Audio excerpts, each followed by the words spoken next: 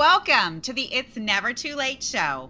I'm Monica Topetti, your guest host, and today we are turning the tables and interviewing Suzanne Oshima, life and love transformational coach with your next amazing story. Hi, Suzanne. Hi, Monica. I'm so excited to have the tables turned and have you interview me, and so I could share a lot of my wisdom. Well, I'm so excited to be here, and I'm really excited to dive into today's topic. What should you really be looking for in the right man for you? But before we dive in, can you share with our audience a little bit about who you serve and why? Sure, I help single women transform midlife into their best life and find love again in their next chapter. And the reason why I do that is because, quite honestly, it always breaks my heart when a woman in midlife feels like it's too late for her. And I'm always like, no, it's never too late. You just have to give up the belief that it is too late. Wow, that's great. That really is a great segue into our topic, which is kind of finding Mr. Right. And, when you first shared this topic with me, I was really intrigued because my perception was, well, women in midlife, they've had previous relationships, perhaps, they've been married, and we kind of know what we're looking for when it comes to the right guy for us. But you said that's not really true. Now, and here's why, is because if you've been married before, right, or let's just say you were in a long-term partnership for 20, 30 years, is what I find is when women come out of a marriage or a long-term relationship after that amount of time, and it's ended badly or not on the best foot, is sometimes they come out of it with everything they don't want. Well, this is what I know I don't want in a man. And they go down the negative path, right? Of, I don't want a man that does this, or he needs to do this, and da-da. And so, that's bringing the baggage from your past into the present instead of turning it into the positives of what we truly want in a man. And I don't know about you, Monica, but I believe in the law of attraction and manifestation. And if you focus on everything that you don't want, what do you think you're going to attract into your life, right? Right. Well, and in the law of attraction, the law of attraction doesn't recognize negative statements. So if you say, I want a man who doesn't smoke, the law of attraction just hears, I want a man and smoking.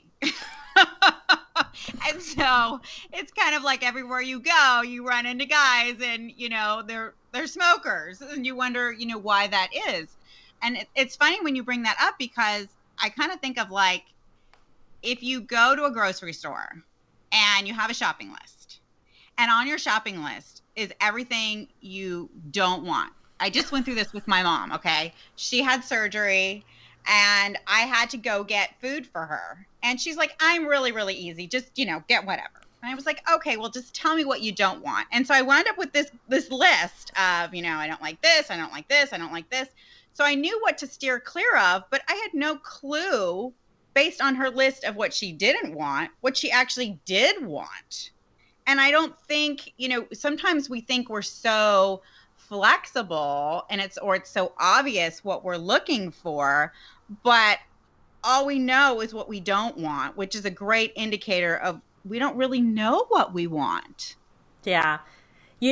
Monica, that example that you just gave is so funny because I was thinking, and when you brought your mom a bag of groceries or bags of groceries, did you bring it in and was she like, I didn't want that. Why'd you buy that? Yes.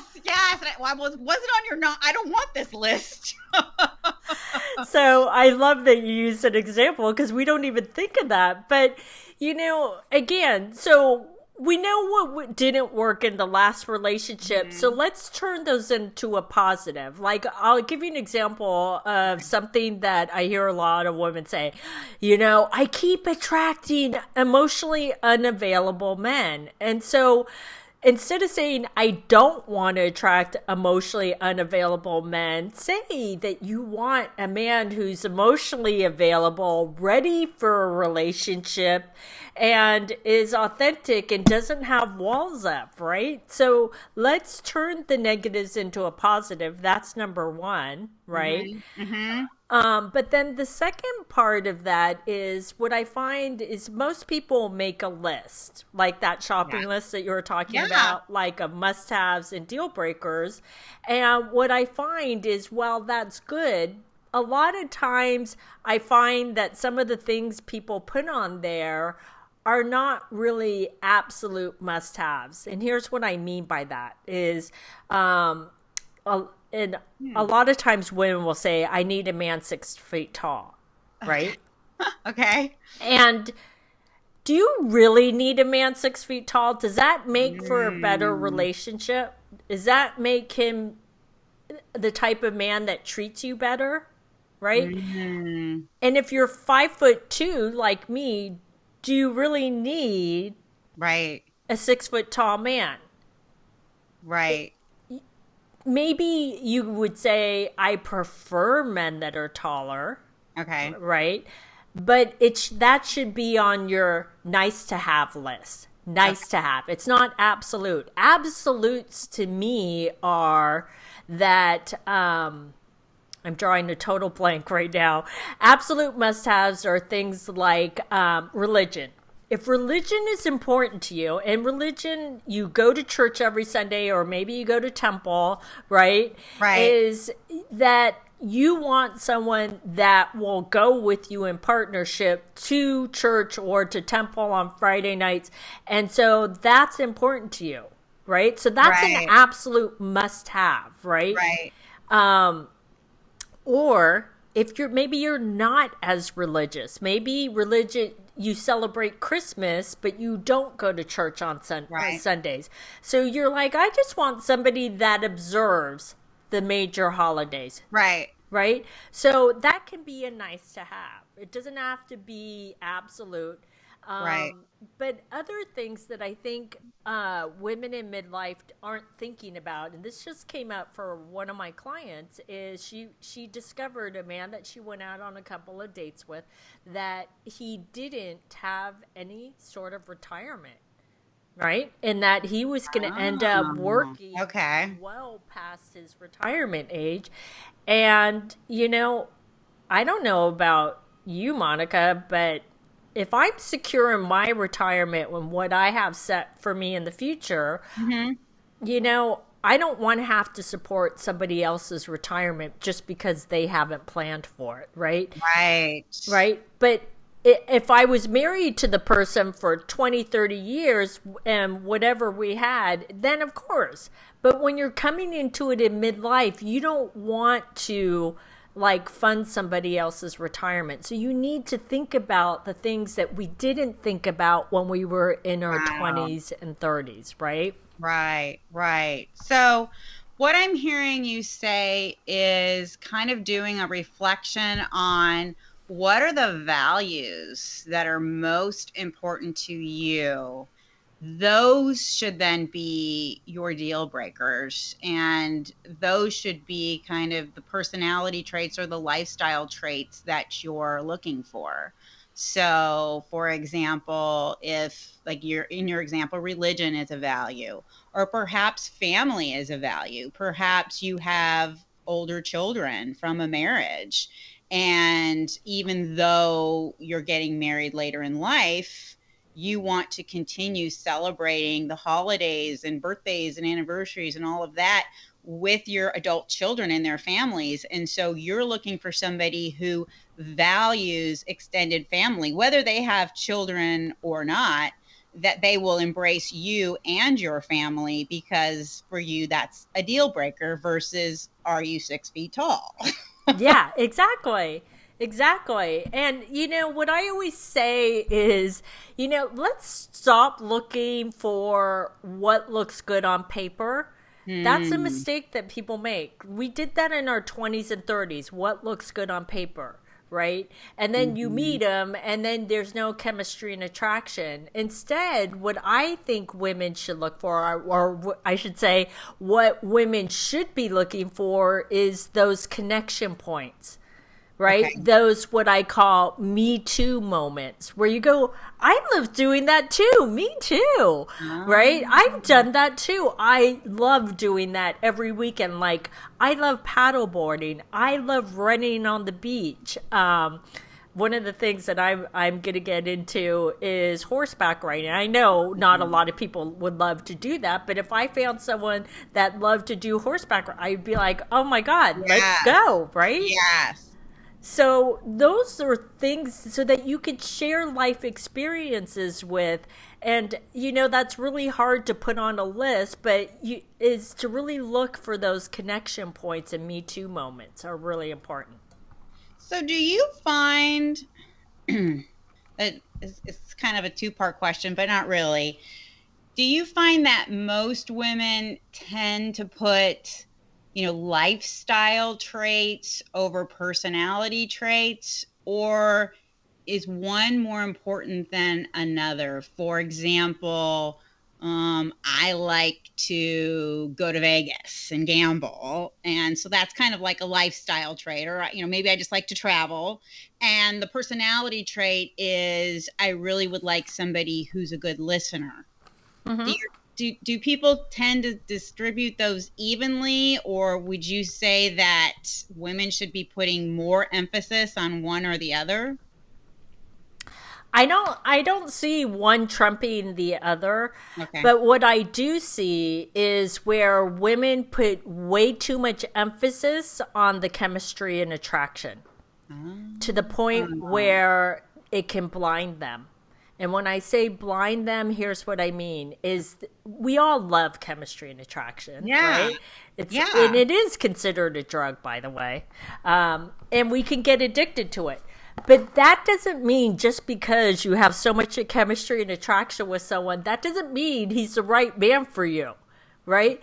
Because then what a lot of women do is they forget to look at, like, you talked about the values, right? And then the lifestyle traits, and then the personality. Is they put so much emphasis on that, then they miss the red flags of that he's not really the right man for you, but just because there's so much chemistry and attraction, they're like, no, this is the right relationship.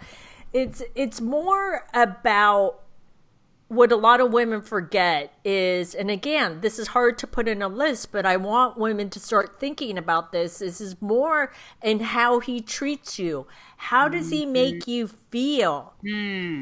Not only when you're with him, right? But also in between dates when you're not with him. And what I mean by that is in between dates, like if you see him this week and then you don't see him again for another 3 weeks. In between the 3 weeks, are you hearing from him, or are you hearing crickets? And you're kind of wondering, I don't know if we're in a relationship.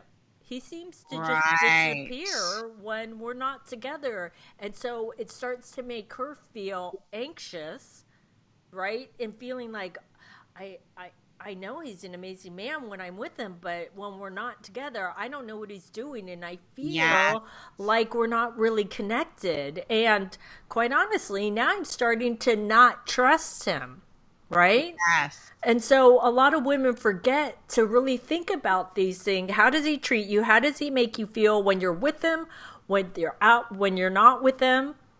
Do you trust him when you're with him, when you're without him? How does he make you feel, like safe, or do you feel insecure, and do you feel anxious and, like you're reaching out to him because you're feeling like, I don't know. Yeah, I have so many friends who date guys, and on their dates, they're great. I mean, they're doing all the right things. Yeah. And then, a couple days go by and a couple days go by.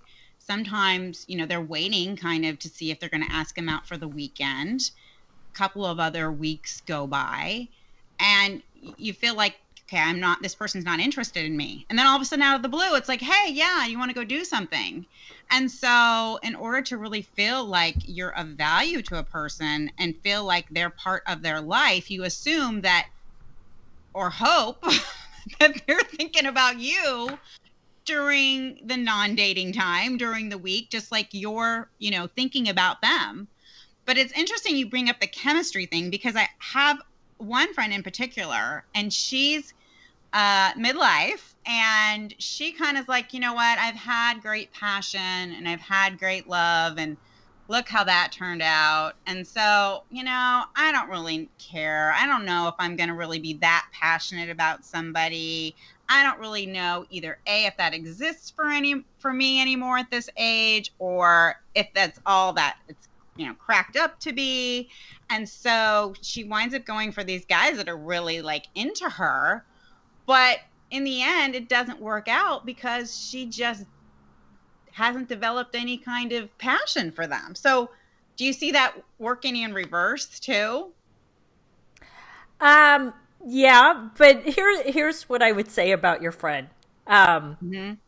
Is just based on what you shared with me, and I say this with love, is she's telling herself a story of how it's not going to work out, right? Yes. And she needs to do the inner foundational work, because she has a program running in the background of her mind that I'm never going to find love again, or like that it's going to be that great, and so she's blocking herself. And so she can put herself out there and date as many men as she wants, and they'll be really into her. But there's something in her head that's telling her, do I really want this? Do I really not? I would figure that out before she keeps dating men and it's not going anywhere, or not where she wants it to go. Yeah, totally. She is, I think, like a lot of women, and trying to take control of the future, take control of the relationship. This didn't work out, therefore I'm going to kind of do the opposite. And the self-sabotaging aspect of that is there's certain components that you have to have in order to make a relationship work, regardless. And so my question is, at women at this, stage, again, as we've talked about, maybe they've been married before, or definitely previous relationships, how do you get over the bridge from saying, okay, this happened in my past and this is how this relationship ended. Now I've met a new man who maybe has similar interests, but just because he has similar interests doesn't mean that he's going to alienate me. For example, I'll give you another example of a girlfriend that I have. She is what I call a sports widow. So when she was married, her husband would go into his cave Saturday and Sunday and watch sports, and abandoned her. And so she, would go shopping with friends, or, learn to take up new interests, but at the same time, that was her time really to be with her husband, and he just kind of had blinders on. And so now when she dates, if a guy mentions that he watches sports at all, she'll automatically, cut him off her list. How do you kind of bridge that gap? She's getting triggered. And she's bringing her old baggage from her marriage into new relationships. And she's also making the new man pay for what her husband did. Yes. So here's the thing. Men like sports, most men, right? Yeah. And so if you're going to look for a man that doesn't like sports, could you find that? Of course you can. But you're not dealing with the root cause of what's going on for her, right? She's looking at the superficial of, he likes sports, I'm not going to be a sports widow again, right? Right. And so if you really think about it, her ex-husband was really into it. Like, he went into his little man cave and he would disappear. How about instead of either or, right, is what if she found a man that liked sports, but it didn't like consume his entire weekend and that he didn't disappear? Or, that she really found that, you know what, you like sports, I don't. So I'm going to go and do my own thing. But can we also make date night special, and that we plan that every week instead of getting into the same old routine of you watching sports, me going out with my girlfriends, and then us not having together time? So there's ways around it, but your friend isn't dealing with the root cause and she's blocking herself because, like I said, could she find a man that doesn't like sports? Maybe. Right. Is there any other tips that you can give to women on what they should be kind of on the lookout for to find the right man, and more specifically, find the right man for them? Yeah, it's, you talked about one of your girlfriends earlier who, like in between dates, she was like, the weekend's coming up. I don't know if he's going to ask me out. And I say, watch a man's actions. Don't listen to his words. Wow. If a man is really interested in you, he will pursue you. If you're not hearing from him for like a couple of weeks at a time, you shouldn't be waiting around, number one. You should be dating multiple men. And sometimes I find that a lot of women have a hard time with dating multiple men until you're in an exclusive relationship. And it's important. You're not waiting around. Don't wait around. And if he does reach out to you and you have plans with another man, say, unfortunately, I can't get together this weekend. I already have plans. Because you want to train him. Ask me out earlier. Don't ask me out on Friday for Saturday. Yes. Okay, so let's talk about that for a second. Because women who've been in long-term relationships or who've been married for a while, they're used to being with one man. And I know I've talked to one friend in particular that I have that says, she says, I can't juggle multiple men. Like I date with intention. Not that I date with intention to get married, but I date with intention to find like a companion. And, if you're not interested or I'm not interested and I don't want to waste my time, juggling too many men is just too confusing. But really, you're saying that's kind of sabotaging herself. How do you get over just being in that box of like just focus on one man at a time?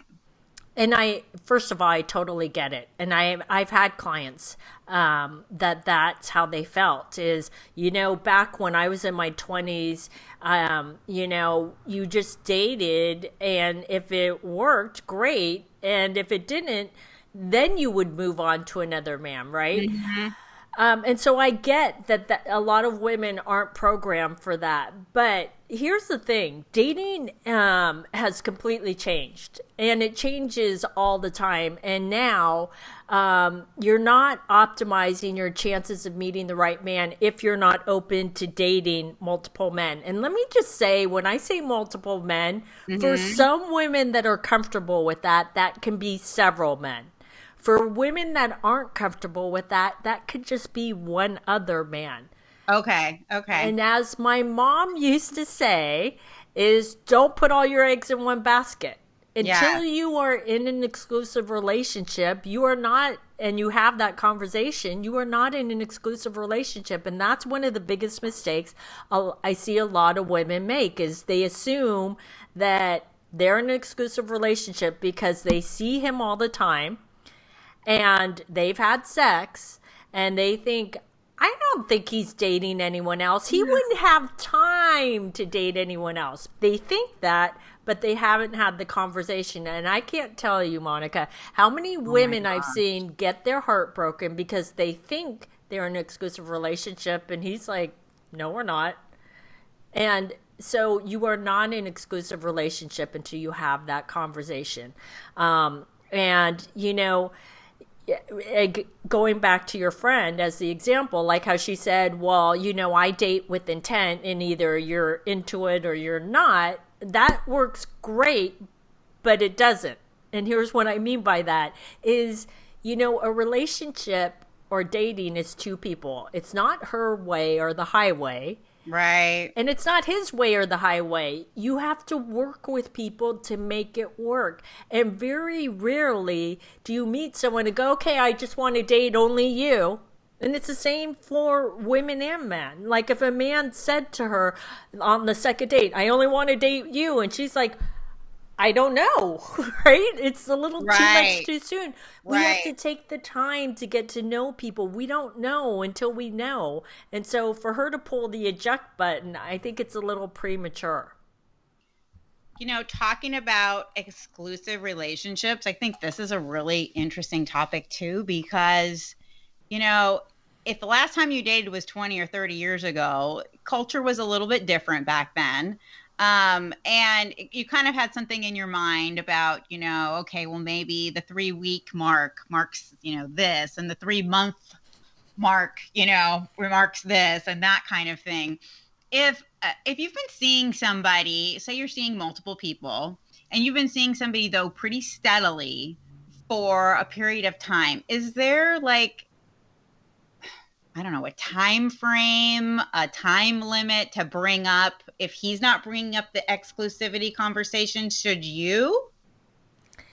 So that's a loaded question. I know, right? That's a whole separate topic. I know. It truly is. But let me address the first part. The reason why I don't believe in time limits of 3 weeks, 3 months, whatever it is. And here's why. When I explain it to you in this way, you'll understand. Okay. Is so if a woman is dating them, I'm going to give you couple A and then couple B. Couple A, both have been dating for 3 months. Okay. Okay. Couple A, they see each other on a regular basis, maybe 2 to 3 times a week. In between dates, he contacts her. He texts her on a regular basis. He has phone calls with her. Like she never feels uncertain about the weekend. She kind of knows, right? Mm-hmm. Couple B have been dating for 3 months too. But he's like one of your friends, right? Mm-hmm. She goes out on a date with them and then she hears crickets for 2 to 3 weeks. And she's like, I don't know what's happening this weekend. She hears nothing. And then she gets a text of, hey, what's up?